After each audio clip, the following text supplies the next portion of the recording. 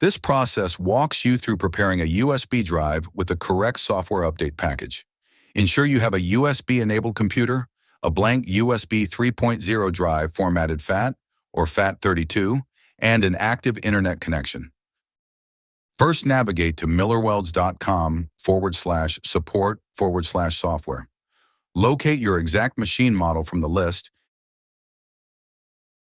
and open the Software Updates page. Find the latest software release available for your model. Download the update zip file and save it to a known location.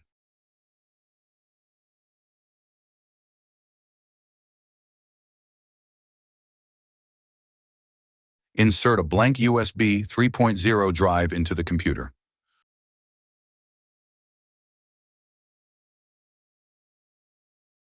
Open the location where the downloaded zip file is stored.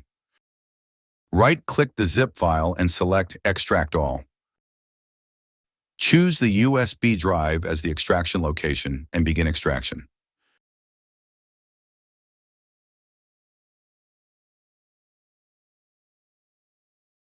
Confirm that every extracted file is copied directly to the root directory of the USB drive, not inside a folder. Right-click the USB drive in your File Explorer and select Eject to safely remove it.